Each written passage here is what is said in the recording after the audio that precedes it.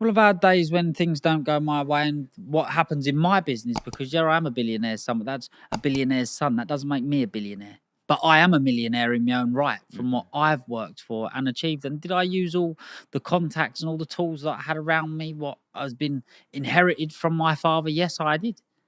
But there's so many other people out there that don't even do that, that are just a billionaire's or a millionaire's son.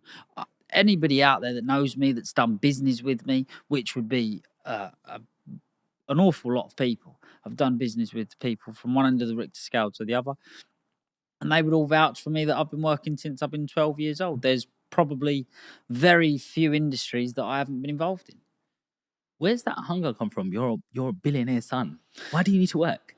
I wouldn't say that it was so much a hunger, it's just more of the upbringing that I had, that that's what we done. The men get up and they go to work and try to provide as best life as possible for our families.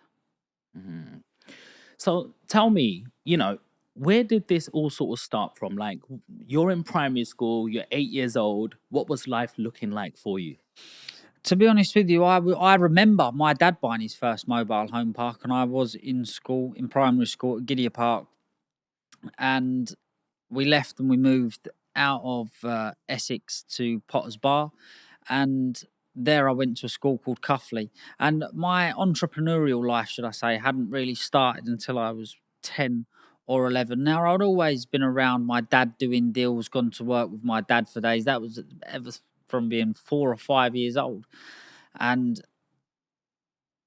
that when I went into senior school, I then developed or learned that I had a very natural ability to trade.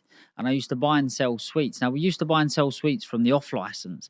And then I went to work with my granddad one day and found a cash and carry. So I was then, because I wasn't the first person to think of the idea of selling sweets in school. I see somebody do it and thought, right, what a great idea that is.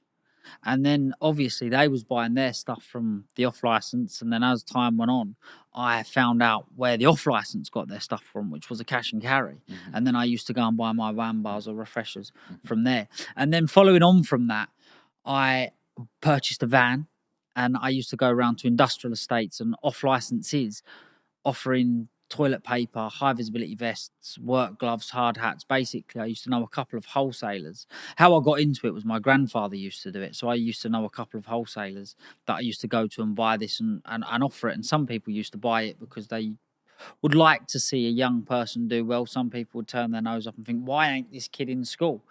Mm. But what it did do, it taught me an awful, awful, awful lot about business and people's character, and pretty much knowing what you're up against within someone saying a few words to you.